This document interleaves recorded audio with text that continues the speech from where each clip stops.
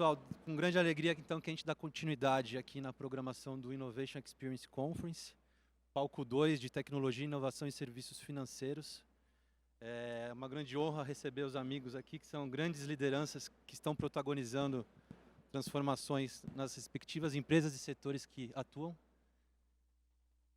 Só mais um minutinho.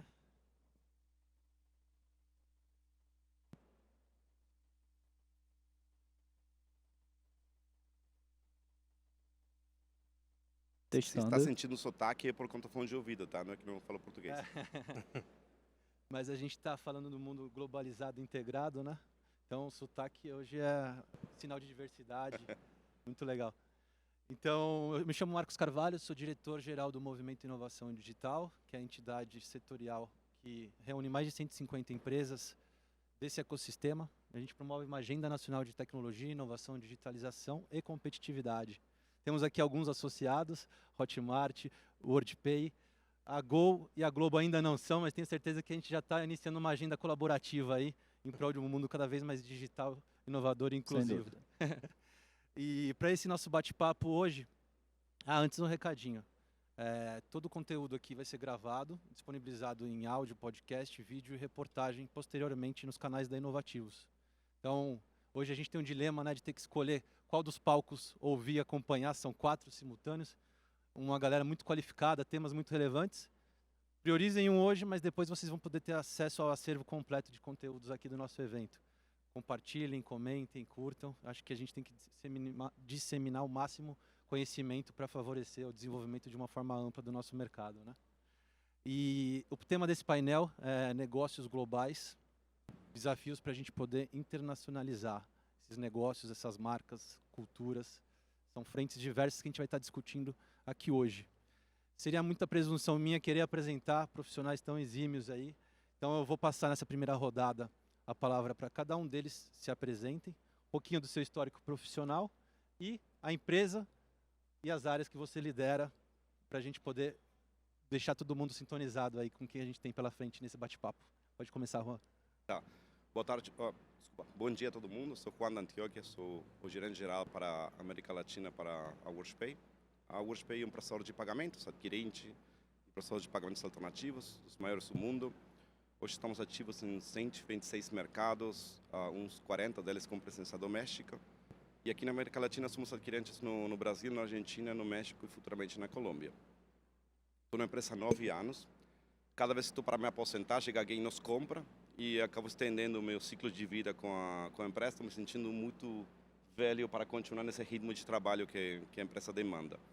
Mas o que acho maravilhoso no nosso ecossistema é que não tem 2 dias iguais, né? Os desafios mudam drasticamente quando acha que entendeu como funciona todo, chega alguma mudança de regulamentação, alguma inovação e tem que voltar no papel branco desenhar de novo a estratégia.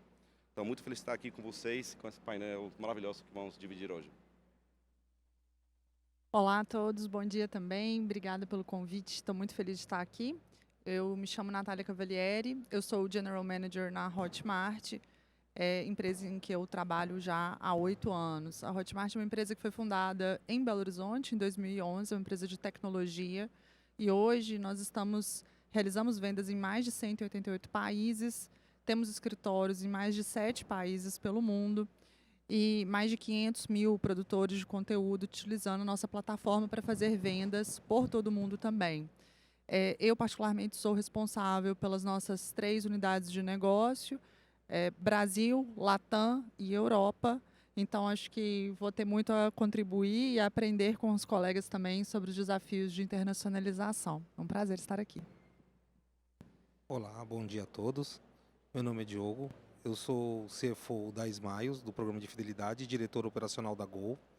Hoje respondo por toda a parte financeira do Loyalty e na Gol cuido da parte toda de meios de pagamentos e prevenção à fraude. Estou há 17 anos já no Grupo Gol, tá? Então comecei já com velho de estrada aqui, não estou igual o Juan, mas já estou bastante tempo na estrada já, aqui, principalmente nesse mercado que fala de aéreo, do Loyalty como um todo.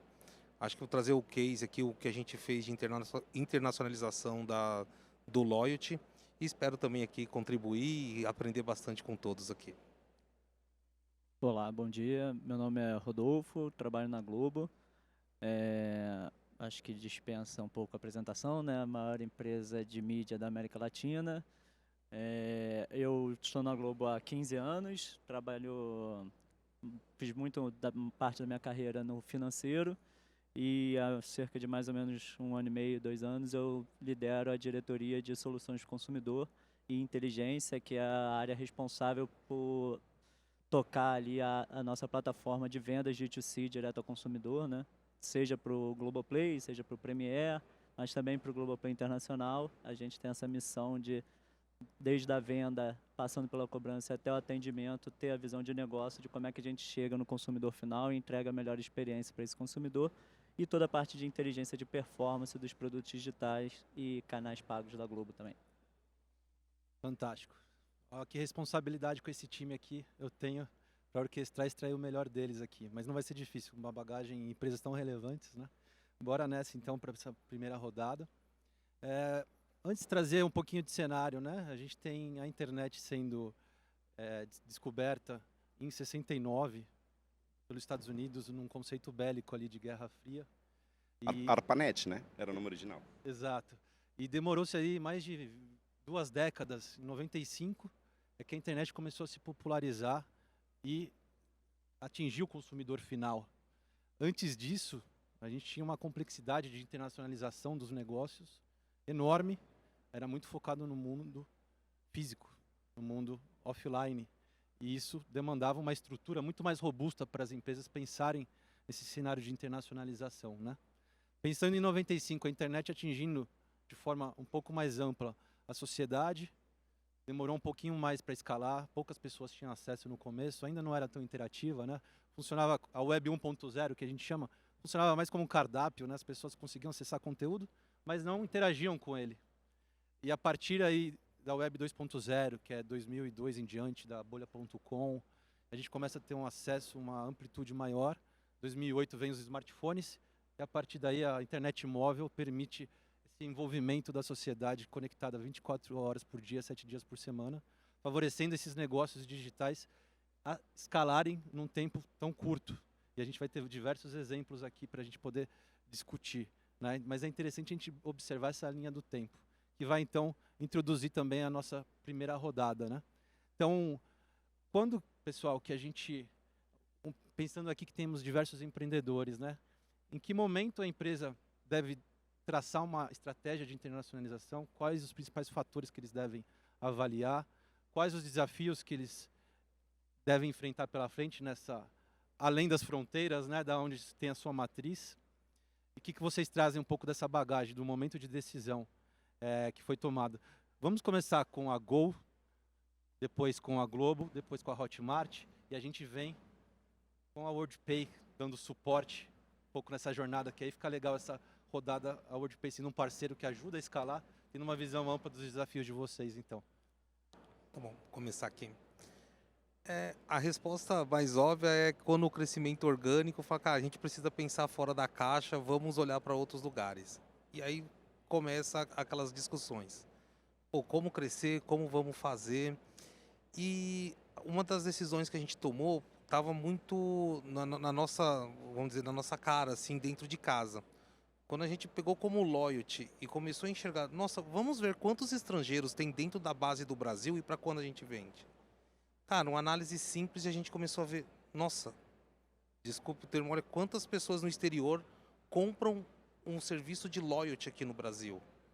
Cara, aí você já começa a despertar, cara, temos uma ideia e temos já uma dimensão de dentro da base, o quanto de consumidores ativos estão aqui dentro, porque eles tentam, de alguma forma, comprar. E a ideia surgiu, falou, cara, vamos agora partir para esse modelo de internacionalização. E justamente o país que indicou foi justamente onde a gente olhou e falou, que aquela discussão é para onde ir, né? Você vai falar, pô, melhor vamos para a China, né? Que se você vender 1% na China, pronto, acabou, mas como, né? Mas aí a gente olhou a base, olhou os clientes, falou, cara, olha o perfil do negócio e onde a gente tem oportunidade de criar um negócio diferente num novo país. E aí a gente optou nesse momento, falou, cara, a Argentina é o lugar que a gente vamos fazer a nossa expansão. Eu acho que muito, obviamente, os desafios, aí entra nos desafios culturais, uma série de coisas, mas acho que a gente vai falando isso mais para frente. E uma última pergunta, Diogo. Em quantos países atualmente a Smiles e a Gol estão atuando? A Gol atua, a empresa aérea, na América Latina e nos Estados Unidos, tá? E como Loyalty hoje na Argentina, como empresa independente, assim, como empresa apartada. Perfeito. É curioso porque você trouxe o caso chegou num stop ali de demanda e como é que eu faço para expandir a demanda, né? E quando a gente pensa no caso da Globo, a nossa internacionalização não passa por isso. É um outro caso de internacionalização. Na verdade, até pegando a questão da história, né, que você trouxe, quando a gente pensa na internacionalização da Globo, aí o vovô da mesa sou eu, né? Porque a Globo já é internacional há muito tempo. Quando a gente entendeu que a gente tinha uma missão de levar o conteúdo brasileiro para os brasileiros e percebeu que os brasileiros não estavam necessariamente no Brasil mais, né? Então a gente começou primeiro a vender a nossa novela enlatada para alguns mercados, para começar a disponibilizar o nosso conteúdo para o brasileiro que queria se conectar com o Brasil. Depois a gente passou com o crescimento da TV paga no mundo, né? Lá nos Estados Unidos, em Portugal, a gente começou a ter canais de TV paga nos principais distribuidores. Então, em Portugal, a gente chegou a ter o GNT Portugal, uma época e tal, e aí ficou muito forte durante alguns anos com a TV Globo Internacional e com o PFC Internacional, que era como se fosse um Sport TV, só que de lá para fora. E aí sim veio a tecnologia, e a gente viu com a tecnologia a oportunidade de darmos um passo além, assim como a gente deu aqui no Brasil com o lançamento do Globoplay, que é o nosso streaming, a gente fazer esse movimento também para fora, para a gente conseguir atingir um público ainda maior de brasileiros que estão residentes no exterior. Hoje, aí já indo para a pergunta que você fez, hoje a gente tem 17 países na Europa atendidos. Nosso principal mercado na Europa é Portugal, que é onde tem o maior contingente de brasileiros e falantes da língua portuguesa, né? Estamos nos Estados Unidos e no Canadá, que também é um território muito relevante de brasileiros morando no exterior.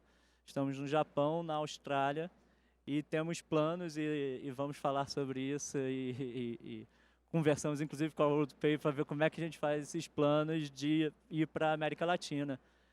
Ainda numa estratégia focada no brasileiro que mora no exterior, mas tem uma outra vertente de internacionalização da Globo que tem ficado muito forte e até foi falado recentemente num evento grande internacional, que é da gente começar a fazer coproduções com outros parceiros de mídia internacionais, vendendo formato, fazendo produção em conjunto para a gente conseguir expandir os conteúdos da Globo para além do mercado brasileiro e para além do brasileiro mesmo, né? Acho que tem um desafio da língua que é muito, muito relevante para a gente, né? Porque como a gente vende conteúdo audiovisual, a língua portuguesa é uma característica quase que única, né? Só tem a gente, Portugal, Angola e poucos países falam português.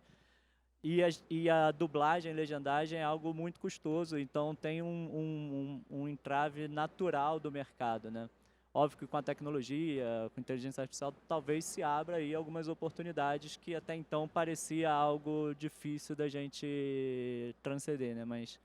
Mas é esse caminho que a Globo está indo hoje, então com 3 grandes estratégias. Os canais de TV paga continuam, Globoplay Internacional como uma frente muito importante de expansão da distribuição do conteúdo, mas também pensando na internacionalização dos nossos conteúdos, seja ele enlatado, seja ele vendendo formato, seja como coprodução também.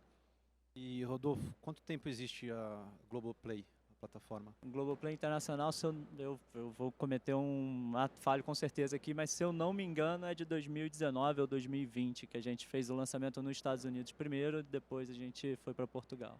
E você está há quanto tempo lá no grupo? Eu estou há 15 anos.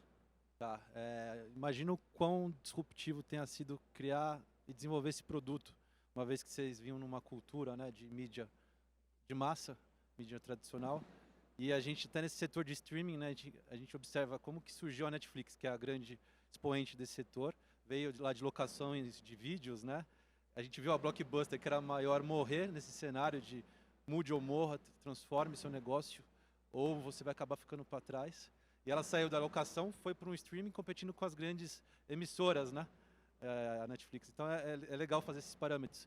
E quão difícil foi para desenvolver, entender que teria que entrar num novo modelo, essa jornada de 15 anos, como que tem como em 40 segundos falar um pouquinho dessa jornada?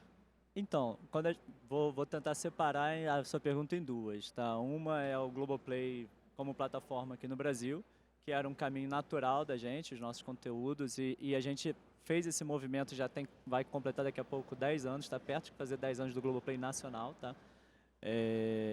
Mas a gente fez inicialmente com uma pegada muito de como é que eu faço para entregar os conteúdos da TV Globo para o consumidor em qualquer lugar e on demand, né, que era uma demanda represada do mercado, e depois a gente enxergou ali que tinha assim um lugar da gente construir ali um novo produto focado em produção original para esse público diferente, que era um público mais jovem, um público que gostava mais de série e tal, e a gente começou a investir muito nisso.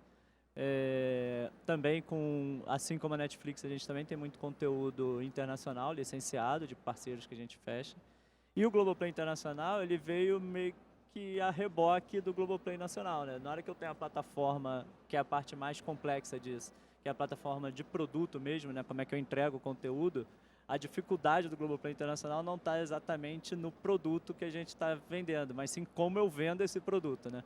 Então hoje a gente vende hoje por lojas parceiras de aplicativo. Esse foi o caminho mais simples que a gente achou de expandir para o mercado internacional.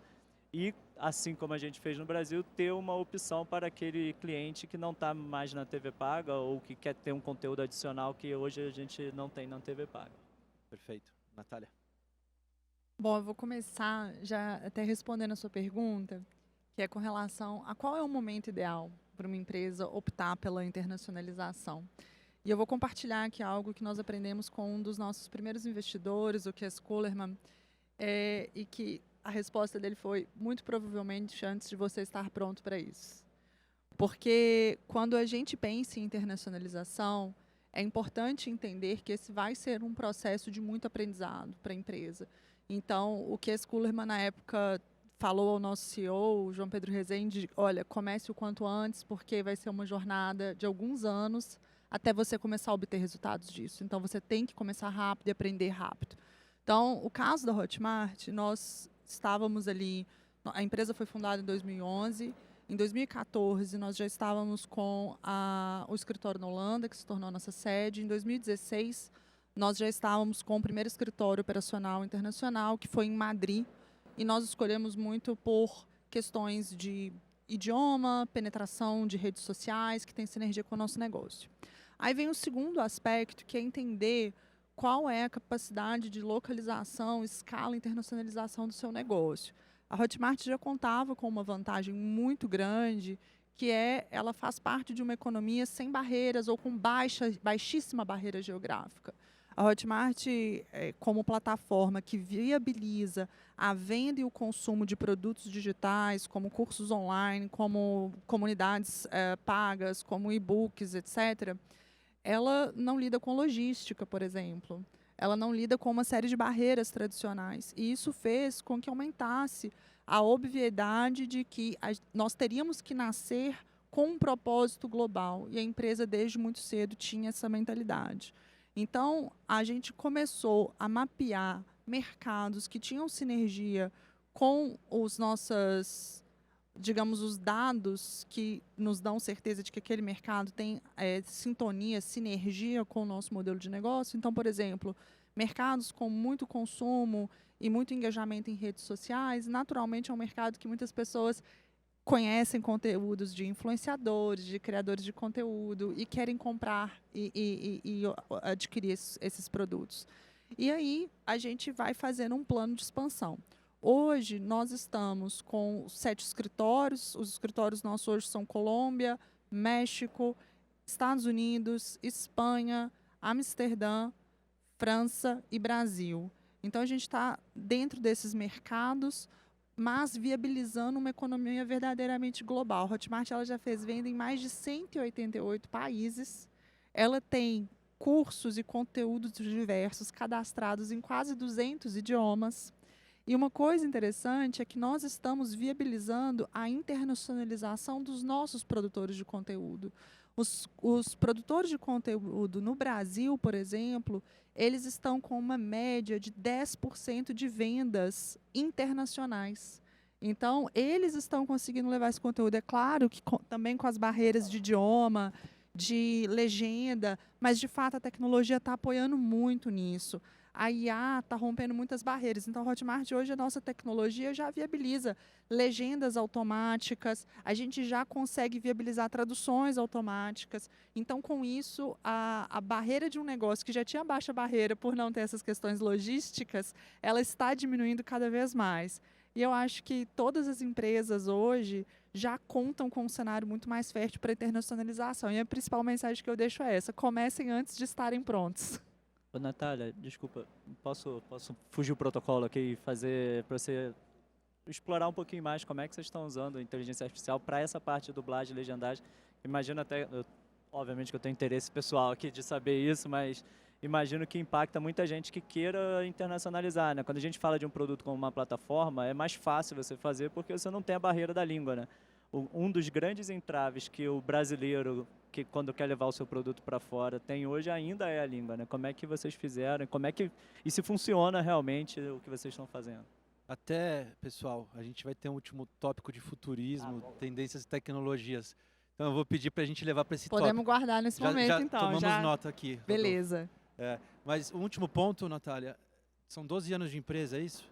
Exato, 12 anos de empresa desde a fundação. Uma jornada de já atingindo mais de 180 países, né? 188 países, um faturamento histórico de mais de 30 bilhões de reais, 25 milhões de consumidores somente no Brasil e 7 escritórios internacionais. Que orgulho, CNPJ nacional atingindo essa amplitude, né?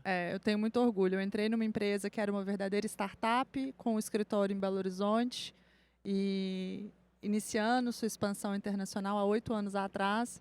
E eu hoje faço parte de uma das empresas líderes do setor da Creator Economy, com 1.700 funcionários. Realmente, assim, eu me orgulho muito, mas também sinto que essa é uma história inspiradora para outros empreendedores e outros executivos que estão aqui. É muito rápido e é possível chegar lá. Trazendo essa representatividade para o palco, né? Nós temos 4 homens lideranças e você, liderança feminina aqui, com um case tão relevante, né? Muito bom. Juan, a gente tem essa jornada de internacionalização dos nossos amigos ali, fantástica. Acho que você tem 2 experiências, né? Uma de ser uma tecnologia financeira que está em mais de 138, se não me engano.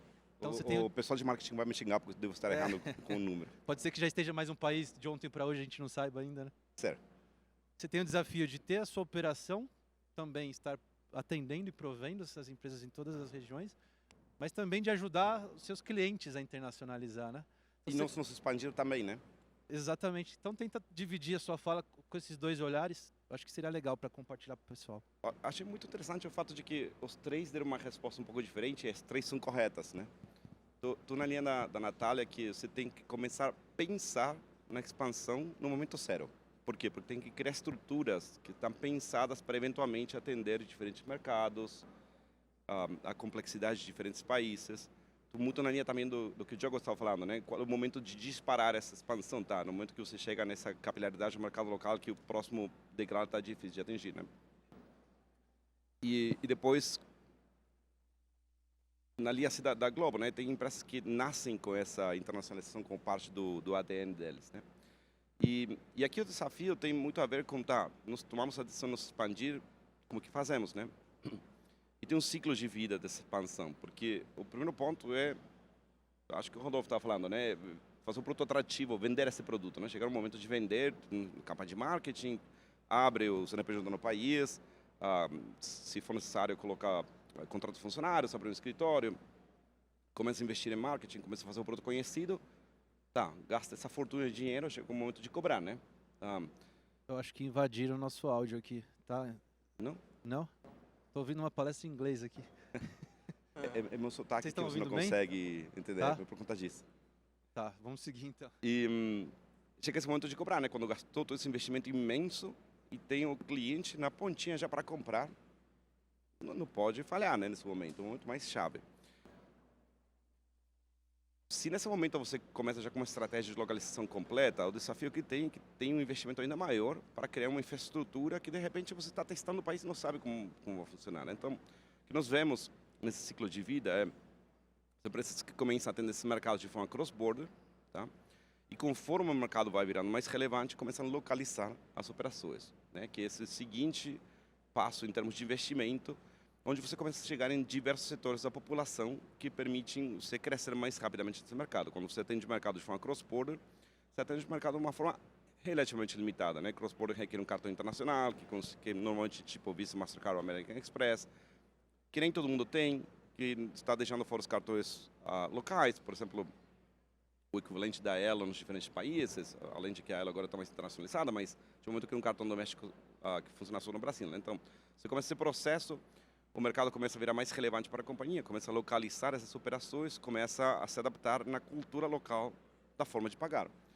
E o erro que essa empresa não pode cometer é achar que porque no seu país principal eles cobram de uma maneira, vai funcionar dessa forma em todos os mercados, né? Porque às vezes é anti-intuitivo. Você vai para um mercado como o Japão, que é um mercado completamente desenvolvido, tecnológico, e o médio de pagamento favorito é um negócio que chama de Combini, que é basicamente uma loja de conveniência, como se fosse um boteco da esquina, que o cara vai comprar uma bebida e paga com dinheiro físico. Não faz o menor sentido, mas é a forma que eles escolhem pagar. Então, entender como funciona esse mercado é crítico também para fazer os investimentos corretos da forma apropriada, porque quando você chega no desafio que uma Hotmart tem, que está em 188 países, jamais vai poder integrar todas as opções que tem nesses mercados, né? Porque basicamente tem que criar uma unidade de negócios só para integrar mais de pagamento. Então tem que priorizar aqueles que valem a pena para os setores de vocês, aqueles que funcionam bem com assinatura, aqueles que capturam um segmento da população relevante o suficiente para que o investimento valha a pena. Nós tentamos ajudar os clientes nesse sentido, né? Entender onde vale a pena investir dinheiro e tempo para realmente ter um business case que faz sentido. Por outro lado, nós temos o nosso próprio desafio, que é expandir a nossa operação para também dar aquele serviço doméstico nos diferentes mercados. Então, por exemplo, nós estamos abrindo alguns mercados aqui na América Latina, que foram historicamente mercados monopólicos, né? Um dos nossos primeiros mercados de expansão aqui na região, depois de virar adquirente no Brasil, foi virar adquirente na Argentina. A Argentina tinha 2 adquirentes nos últimos 30 anos. Aquela abertura que aconteceu aqui, empurrada pelo Banco Central em 2010, lá aconteceu em 2019. Então, imagino que foi a loucura que foi nesse começo para o mercado entender que agora ia ter um terceiro adquirente que tinha que processar transações junto com todo esse ecossistema. E esse negócio também vai se multiplicando nos diferentes mercados que nós entramos. Estamos agora trabalhando para expandir na Colômbia. A Colômbia tem um mercado ainda mais restrito e enferrujado que da Argentina. E a gente teve que levar uma proposta de mudança de legislação impositiva para o Senado colombiano para a gente conseguir entrar e que fosse economicamente viável para nós poder oferecer nossos serviços aos clientes. Que, afinal de contas, acaba fazendo parte do interesse do país, porque a gente, quando abre o mercado, também leva todos os portfólios de clientes, que de repente agora tem um país que eles conseguem processar doméstico, e eles querem vender para esses consumidores e, de alguma forma, aumentar um pouquinho a movimentação da economia local. Então, esse é um desse tipo de desafios que, para mim, pelo menos, mantém sempre engajado com a loucura que acaba sendo o nosso dia a dia. Isso, só para encerrar, nós tomamos a questão de internacionalização, especificamente dentro da nossa internacionalização de plataformas, de cabeleireiros de pagamentos, como um vertical separado. Nós temos uma área que chama de Geo Expansion, que se dedica unicamente a abrir mercados.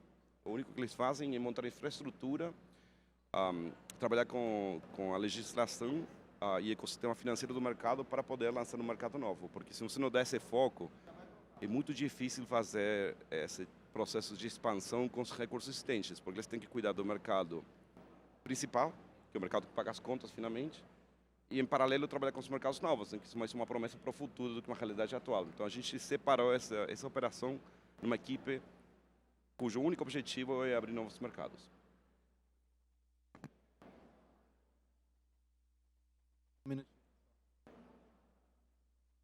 Estava no desafio aqui de ouvindo língua estrangeira e mediando com meus amigos aqui.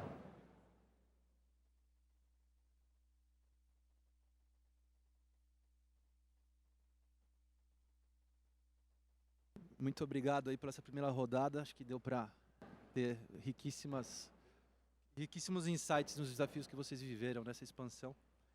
E a gente vai agora para um segundo tópico que está bem conectado, né? Tem um conceito que um filósofo, Manuel Castells, ele é um espanhol, ele escreveu um livro, Sociedade Conectada em Rede. Contou muito a história da evolução da tecnologia, impactando a nossa sociedade contemporânea.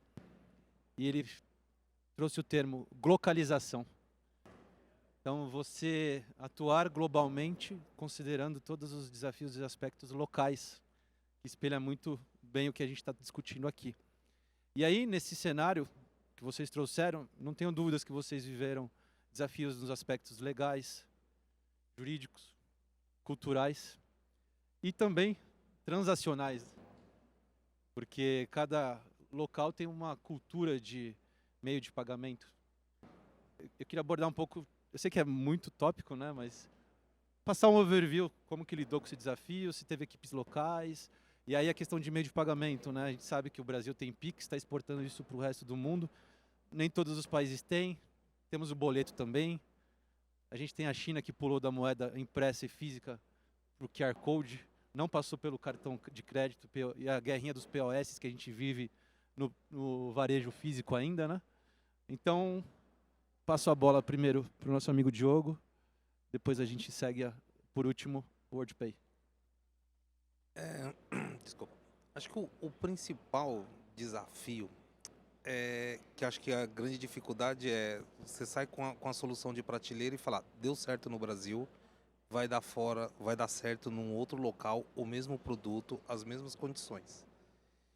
E que nem diz, o Excel aceita tudo, sim, você coloca no Excel vai dar certo, mas na hora que você vai fazer a implementação, você começa a encontrar as barreiras tecnológicas, as barreiras jurídicas, agora a tradução. Alô, agora entrou a palestra em inglês aqui. Estou compartilhando com vocês também. Então, esse foi o principal, acho que um dos grandes pontos foi justamente isso, entender o que o cliente quer no outro país. O produto você tem um modelo de negócio, mas necessariamente o produto que você tem aqui não vai ser... não sei se vocês me escutam. E eu não sei se o produto que a gente tem aqui vai ser aceito nesse outro local. Então, o primeiro passo é entender o cliente, o que ele quer. E não ter medo de fazer rollback. Se der errado, eu posso dar um exemplo aqui, quando chegamos na Argentina, que, olha, vamos montar um shopping para resgatar com milha, um shopping de varejo. Porque eu tenho no Brasil. Fomos lá, gastamos força, gastamos estrutura, entramos e não era o que culturalmente o que ele queria. Ele não quer comprar, ele não quer gastar a milha dele para comprar iPhone, ele não quer gastar a milha dele para comprar cafeteira, qualquer tipo de coisa. Ele quer gastar milha para comprar passagem aérea. Então esse foi um exemplo de produto que a gente colocou de prateleira que tinha no Brasil, exportamos o produto e chegou lá, tivemos que fazer rollback. E uma coisa também que foi um desafio muito grande foi as barreiras, tanto societárias, a parte societária, a parte de contabilidade como um todo. Porque, de novo, é muito diferente. O país, as leis são totalmente diferentes. E fazer entender um negócio novo. Porque o programa de fidelidade é uma coisa nova, assim. Isso aí você vai num local que ninguém entendia e você fazer entender dentro da legislação, dentro da parte societária, dentro da parte fiscal. E assim, o grande desafio foi encontrar um ótimo assessor jurídico e um ótimo contador que entendeu o negócio e fomos nos órgãos da Argentina explicar o modelo de negócio, como que funciona. Então, esse foi um dos grandes desafios até conseguir estruturar e colocar de pé a operação da Argentina. Bom, eu acho que a gente precisa vou separar essa pergunta em três, tá? Tem um aspecto que é um aspecto consumidor, né? Como é que eu chego e gero essa demanda num lugar diferente. Acho que isso é um aspecto super importante. E aí, no caso da Globo, o que a gente fez, na verdade, foi tentar mirar o nosso próprio consumidor que saiu. Então, a gente foi atrás do consumidor que já nos conhecia. E mais do que isso, o que a gente começou a mirar, mais, principalmente com a venda da lata, é procurar os mercados onde a novela, que é o carro-chefe da Globo, tem ali um apelo muito forte. Então, quando a gente fala de expansão para a América Latina, um lugar que a gente tem vontade de ir, e a gente até tem bastante relação de coprodução com produtores locais, é o México, né? Porque tem uma cultura forte de novela também, né? Em Portugal, mesmo os portugueses também têm uma cultura forte já de novela. Então acho que tem uma questão de aspecto cultural para a criação da demanda mesmo. Então, acho que aí é um lugar já que é complexo, que a gente tem que entender até para ver se faz sentido essa internacionalização e como é que eu faço, se eu vou com o mesmo produto, se eu adapto o produto para cada local ou não. O segundo ponto é nessa parte mais regulatória e jurídica. Isso é super complexo, e aí eu estou aqui com o Diogo. Achar um bom escritório para ajudar no processo é fundamental, porque não dá, e aí isso liga muito com o terceiro ponto, que é o ponto da forma de pagamento, e como é que eu expando e consigo fazer essa adequação pro hábito local, né? E aí a estratégia que a Globo utilizou até aqui, e a gente entende que é um acerto, e a gente está expandindo essa estratégia nesse momento, é de não achar que a gente vai saber tudo e vai ser o dono da verdade, mas sim procurar parceiros que tenham a melhor expertise do que a gente nesse lugar.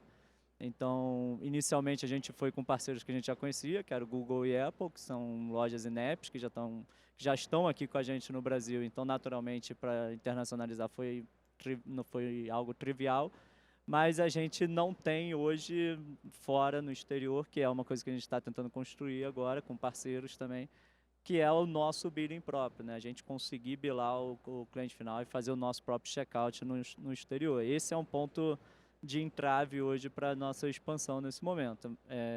Mas a gente entende que o caminho é com parcerias, porque é isso. Você vai no México, o meio de pagamento preferido é um, você vai na Argentina é outro, a gente tem um Pix aqui no Brasil que é um sucesso enorme, que não existe em outro lugar. Então, se a gente entrar numa do Rodolfo ter que saber todos os detalhes, tadinho do Rodolfo, eu vou ficar igual o Juan em 6 meses querendo sair daqui a pouco. Acho que só um ponto que eu queria complementar. E toda vez que a gente vai para uma expansão internacional, obviamente a empresa está aqui no Brasil ou até algum lugar, é uma empresa de tecnologia. Você concorre com todas as filas de projeto e qualquer produto bom aqui no Brasil, você vai chegar e falar, vou trazer X milhões. E você vai com a expansão internacional, como a Natália falou, que leva um tempo de maturação, ninguém quer colocar numa fila de projetos. Então, uma das condições que a gente colocou para suprir esse desafio, cara, tem que ser prioridade. Quando você vai partir para a expansão, não pode haver concorrência. Mas tem um outro negócio que vai trazer X. Se você se propôs a internacionalizar a empresa, a área de tecnologia ela tem que estar embarcada numa fila de prioridade única para isso. Porque se começar a ter um nível de disputa e concorrência dentro das fábricas de tecnologia, a chance de você demorar a alavancar o negócio, de você prosperar, é muito menor. Então, só queria complementar esse ponto, até o ponto que a Natália trouxe. E esse exemplo seu, então, eu até faço um gancho. A Hotmart, por exemplo, uma das formas que a gente teve de garantir que a internacionalização fosse uma prioridade desde o início, foi garantindo que as metas globais da empresa, as metas de todos os executivos, sempre tivessem um percentual relacionado aos escritórios internacionais. Então, mais importante do que atingir o objetivo único, ou tão importante quanto, na verdade, é também atingir os objetivos individuais de cada BU.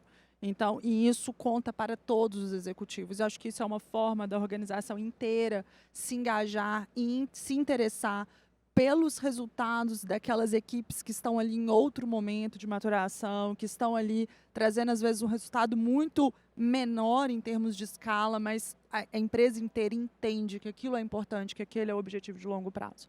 Acho que essa é uma das soluções. Mas falando de geolocalização, eu na pergunta anterior, eu falei muito como a Hotmart está no mercado naturalmente de baixa barreira de entrada, que é o negócio de conteúdos digitais.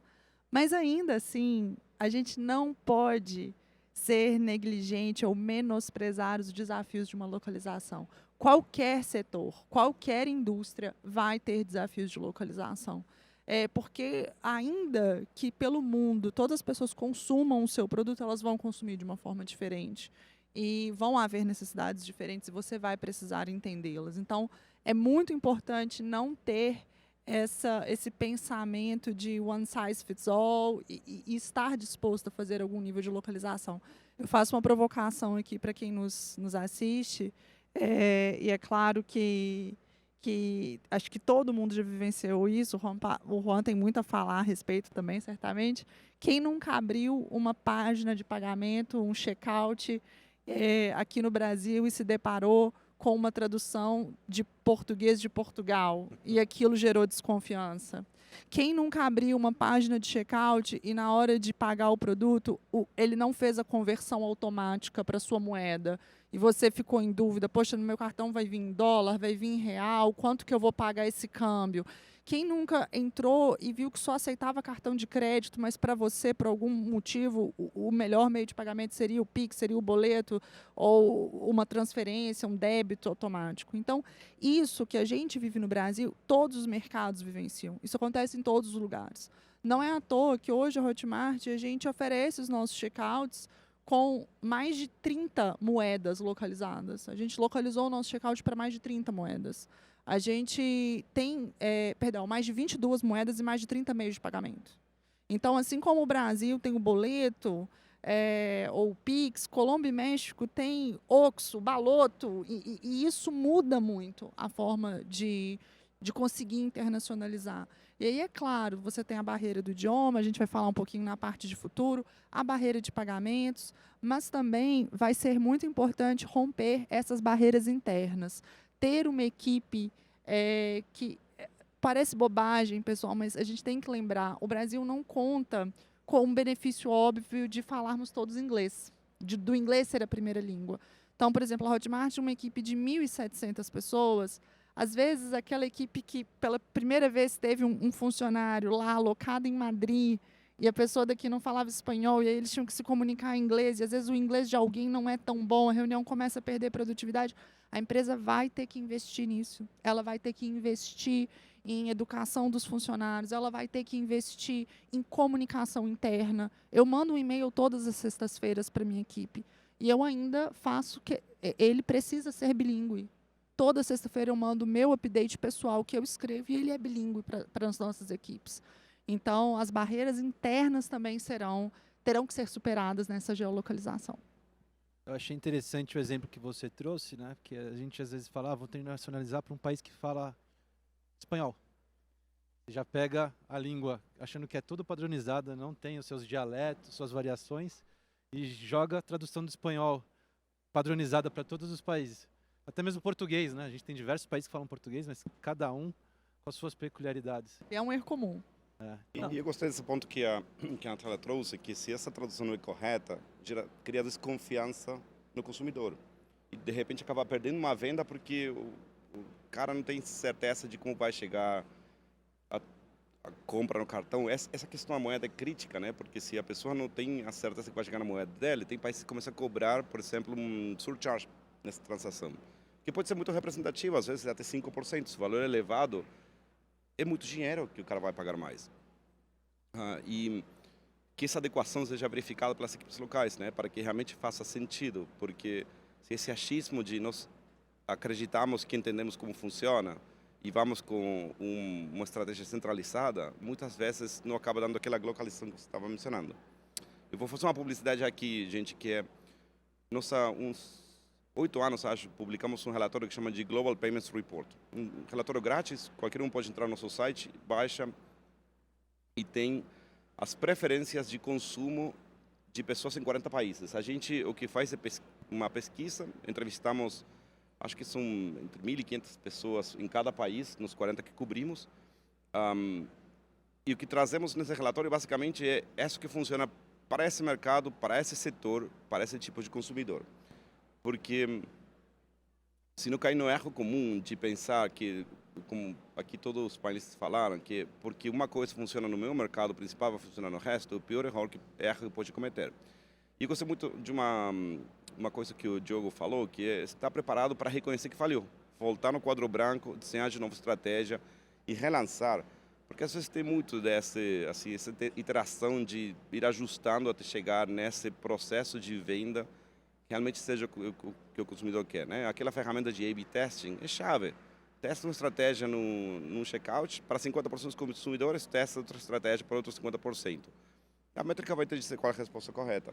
Não é tão complexo. E às vezes as empresas, e não se incluem nesse sentido, se abraçam tanto uma estratégia que acham que é correta, que começa a empurrar até que chega um ponto que realmente não dá para manter. Às vezes com uma visão de experiências anteriores, num contexto social diferente, insiste num meio, numa estratégia que não se adequa mais à contemporaneidade e acaba colocando toda a expansão em risco, né? Sim, eu sempre achava... Erre, mas erre rápido e corrija. E todas as empresas têm, a nossa definitivamente também tem essa arrogância que tem às vezes as equipes centralizadas de pensar, não sabemos tudo, nós vamos explicar para os países satélites como é que funciona. O melhor que pode fazer é escutar esses países satélites para levantar as experiências locais, depois complementar isso. Porque às vezes, inclusive, tem inovações que você começa a lançar no próprio mercado principal que acaba dando certo. E Juan, na sua visão, tem uma tendência de ter acordos mais multilaterais entre bancos centrais, uma maior integração no sistema financeiro global? Como que você visualiza? Olha, eu passo um bom 30% do meu tempo falando com reguladores. E tem aqueles reguladores com que eu adoro falar e aqueles que eu prefiro me esconder um pouco, né? Eu acho o caso do Brasil surreal, né? Um regulador super aberto que senta para conversar com todo mundo, que lança um produto que realmente... O caso do Pix não tem mistério nenhum, né? O caso do Pix está atendendo uma demanda repressa. Quando um produto que é o que o consumidor está esperando, a taxa de adoção é altíssima. E uma coisa, inclusive, estávamos conversando antes do painel começar, nós sempre olhamos para essa tendência que é assistir o latino de lá para fora e pensar na Europa, nos Estados Unidos, deve ser melhor como funciona, né?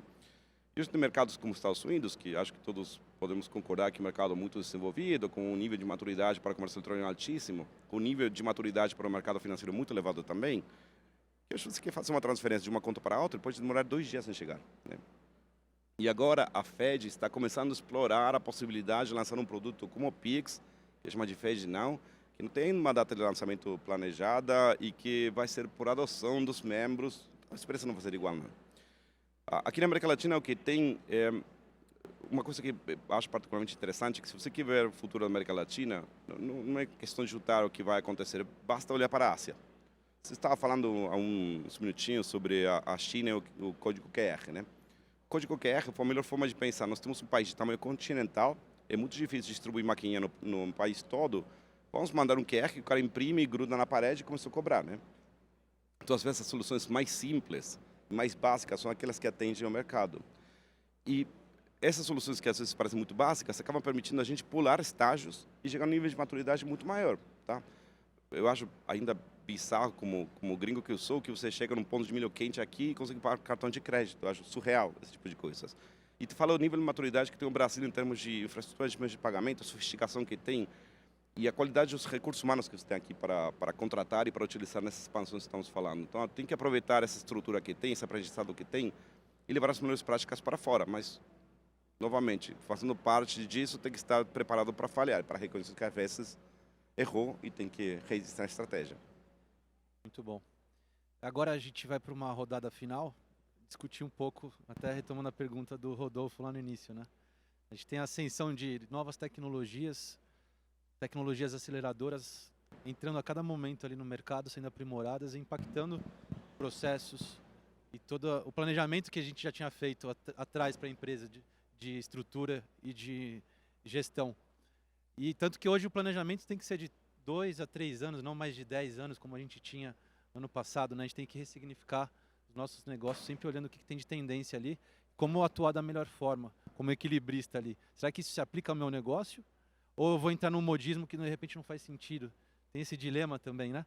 Então, tecnologia, computação quântica vindo aí, tokenização, blockchain, cripto, inteligência artificial, uma rodada então ali de 1 minuto para cada um, falar um pouco como que visualiza o sistema financeiro, a economia digital daqui a 5, 10 anos e o impacto que vocês vão ter dessas tecnologias, tá bom?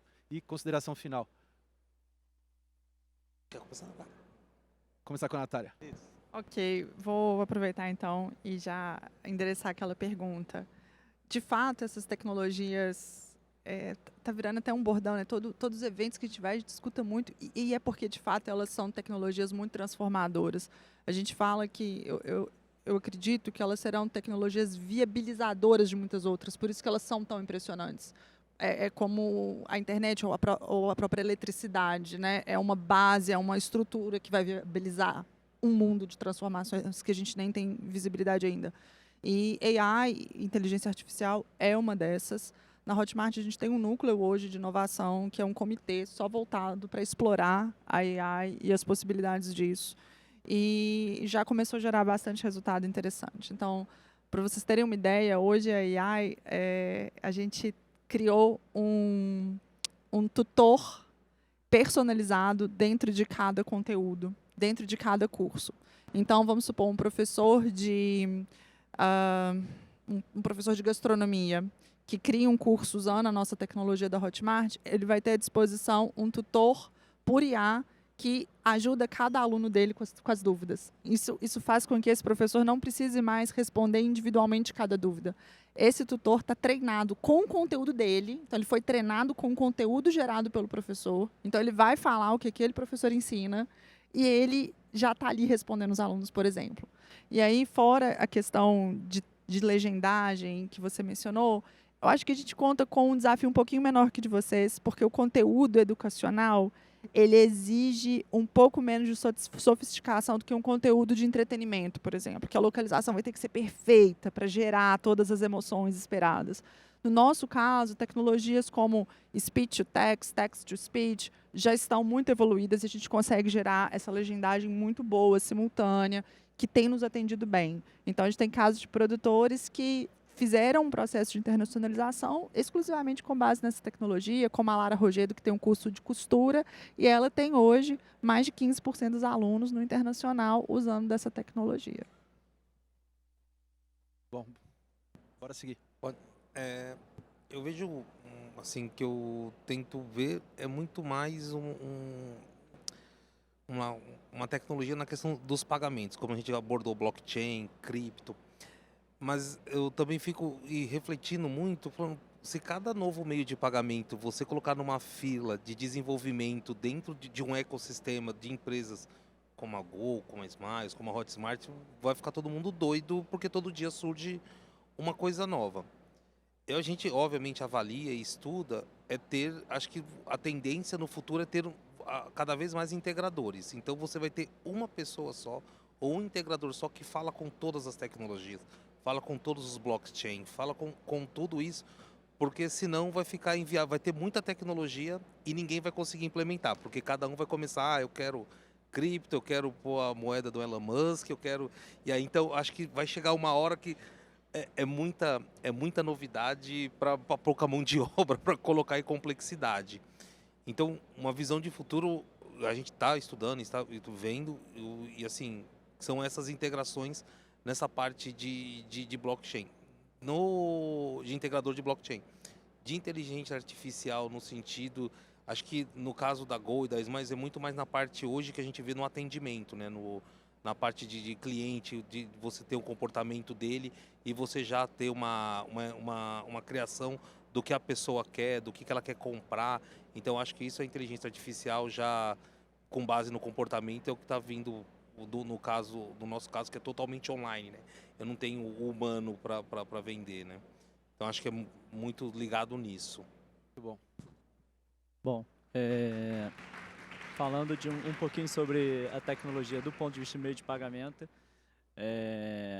enxergo que tem muito caminho ainda pela frente, né? Assim, o Open Finance vai vir aí também pesado, a gente vai mexer bastante a forma como a gente está acostumado a, por exemplo, pagar a nossa conta, né? Assim, como eu consigo também abrir meus dados financeiros para poder facilitar o acesso ao crédito e tal, tem muita coisa. O Banco Central brasileiro é um que é super pioneiro nesse tipo de de discussão. Então, eu acho que ainda tem muita coisa pela frente para ver. O Pix, até brinquei antes do nosso painel, né? O Pix é só um fiozinho do cabelo, na verdade, vem um novelo inteiro depois do Pix. Acho que a gente tem muita coisa aí para aprender nos próximos anos sobre meios de pagamento.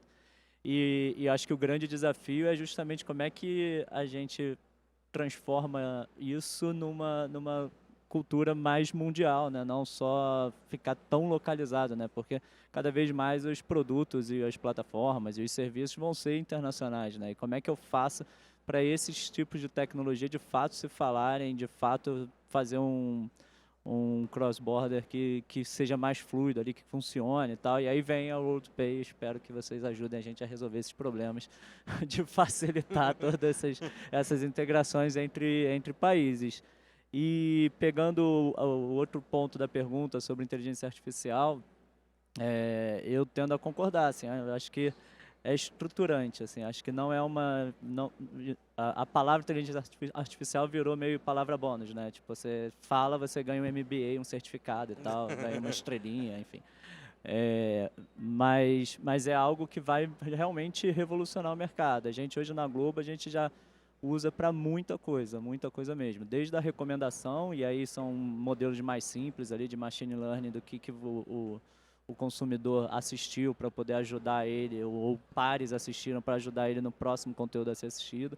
Seja na hora de eu recuperar um cliente que foi suspenso por uma questão de pagamento, então eu consigo fazer uma comunicação totalmente personalizada a partir do meu conhecimento desse consumidor e ele vai aprendendo a falar e a conversar com esse cliente, seja no atendimento exatamente, então você tem um robô para fazer o atendimento ali de primeiro nível e aí você deixar o humano mais para ficar no back-office, no segundo nível, seja para criação de conteúdo. No caso da Globo, a gente tem muita discussão de como é que eu faço para usar a inteligência artificial como se fosse um copiloto de um redator, por exemplo, um copiloto de uma... ou fazer recortes de algum conteúdo para gerar conteúdo, spin-offs e novos conteúdos em cima de algum conteúdo específico, enfim. Tem muito caminho, muita coisa para fazer com inteligência artificial. Muito bom. E o Rodolfo mencionou a questão do Open Finance, que envolve tecnologia financeira. Acho que foi um ponto que a gente acabou ainda não abordando tanto, que é você empoderar o seu consumidor, né? Ele passa a ser o dono dos seus próprios dados, e consentir, compartilhar vai permitir ter novas ofertas de serviços financeiros adaptadas para ele. E aí entram as transações. Então, eu queria ter a sua visão final, Juan, pegando um pouquinho essa amarração, pode ser? Antes de passar para o Open Finance, deixa eu dar uma dica, que é a primeira coisa que eu recomendo quando começa a rolar essa discussão de novos meios de pagamento, é respirar.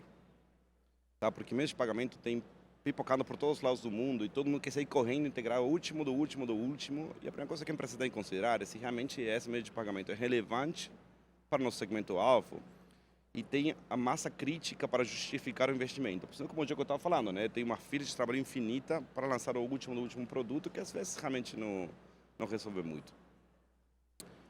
Com relação à inteligência artificial, a minha recomendação, e esse tipo de tecnologias disruptivas, as empresas têm que investir e entendê-las, tá? Porque a inteligência artificial pode ser uma super ferramenta para resolver problemas como as legendas dos vídeos, o atendimento do cliente, mas temos que lembrar também que os próprios fraudadores estão utilizando inteligência artificial para fraudar empresas, né? Então tem que se preparar para utilizá-la como uma ferramenta e para se defender dela também do lado de pagamentos. Com relação ao Open Finance, esse é o último estágio de amadurecimento que vai ter a estrutura financeira global pela próxima década, pelo menos. É muito representativo. E uma coisa que eu vejo como positivo, os bancos centrais dedicando tempo para entender como eles querem lançar Open Finance nos diferentes mercados, em vez de sair correndo e implementar alguma coisa que funciona no outro mercado. O mundo não reinventa a roda, né? Simplesmente vai ajustando para os diferentes caminhos. Então, por exemplo, tem uma normativa europeia que chama de PSD, que é Payment Service Directive, que vai pela segunda edição, vai pela terceira. A terceira edição já tem todo um ecossistema, um framework para Open Finance, que é um pouco a base e a raiz que acaba sendo copiada aqui na América Latina, extraindo as melhores ideias, né? Mas tropicalizando aquelas que precisam ser tropicalizadas, para criar um ecossistema que tem provado funcionar em alguns mercados e tem adaptação local.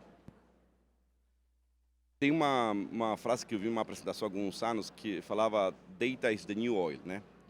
Ser dono dos seus dados é um commodity crítico que as pessoas estão dando de graça hoje para as empresas e que tem valor, né?